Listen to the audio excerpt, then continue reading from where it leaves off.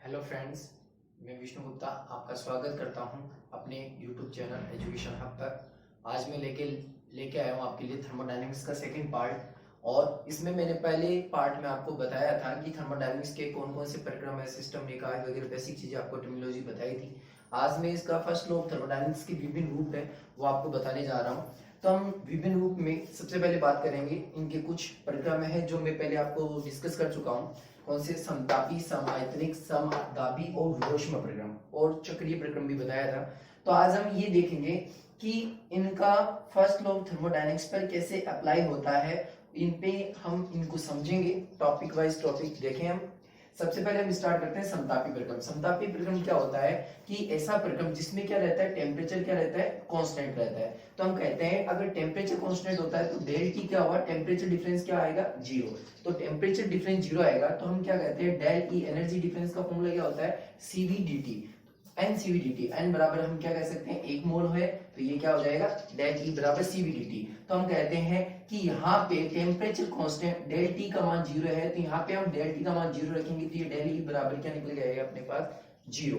तो हम कहेंगे according to first law of thermodynamics, first law of thermodynamics के अनुसार फॉर्मूला क्या है, हमने पढ़ा है कल, डेल ई बराबर क्या होता है, क्यू प्लस डब्ल्यू। तो हम क्या कहेंगे, यहाँ पे डेल ई की वैल्यू हम यहाँ पे पुटअप करेंगे तो अपने पास क्या आएगा, तो हम यहाँ पे जीरो पुटअप करेंगे तो जीरो बराबर क्यू प्लस डब्ल्यू। तो हम क्या करेंगे, डब्ल्यू को उधर ले जाएंगे तो अपने पास क्या बचेगा, क्यू बराबर क्या बचेगा, माइनस डब्ल्यू। या माइनस की चिन्ह को मैं अगर रिवर्स कर दूं तो ये क्या बचेगा, माइनस क्यू बराबर डब्ल्यू। तो हम क्या कह सकते हैं कि कोई सिस्टम के द्वारा अवशोषित ऊष्मा है वो सिस्टम के द्वारा किए गए कार्य के बराबर होती है। या मैं क्या कह सकता हूं, किसी सिस्टम के द्वारा उत्सर्जित ऊष्मा किए गए सिस्टम पर कार्य के बराबर होती है।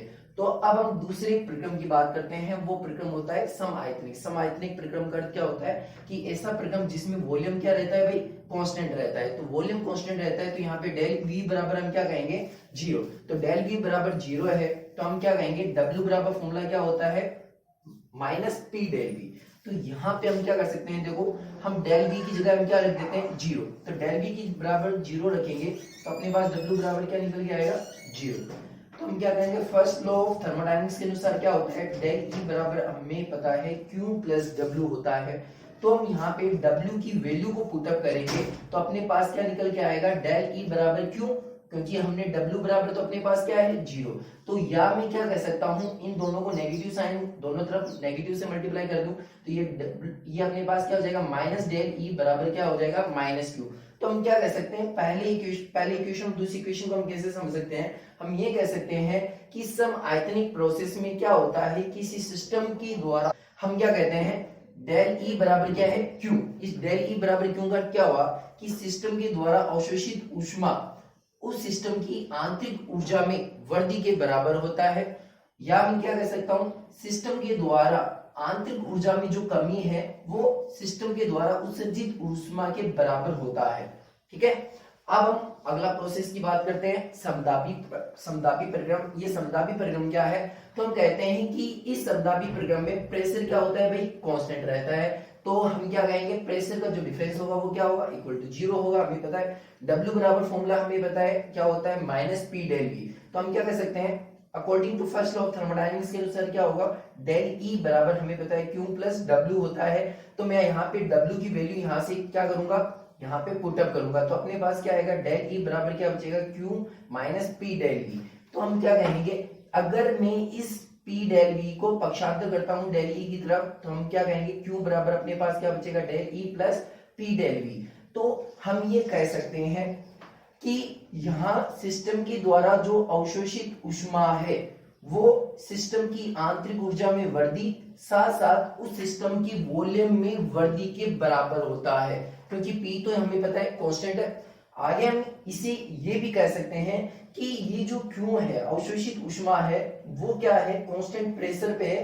तो कांस्टेंट प्रेशर पर है तो अवशोषित ऊष्मा, तो इसलिए इसे हम क्या लिख सकते हैं, डेल एच भी लिख सकते हैं। तो डेल एच बराबर ये फॉर्मूला क्या बन जाएगा, del E plus P del V.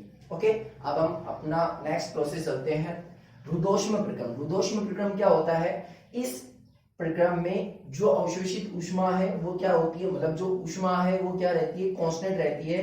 तो फर्स्ट लॉ ऑफ थर्मोडायनेमिक्स के अनुसार क्या होता है, डेल ई बराबर क्या होता है, क्यू प्लस डब्ल्यू होता है।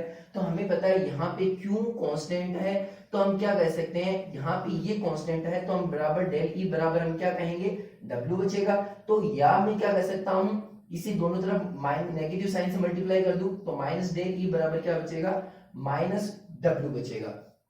ठीक है, तो हम क्या कर सकते हैं कि इस सिस्टम में, एडियाबेटिक प्रोसेस में, जो सिस्टम की आंतरिक ऊर्जा में वृद्धि है वो किए गए सिस्टम पर कार्य के बराबर होती है।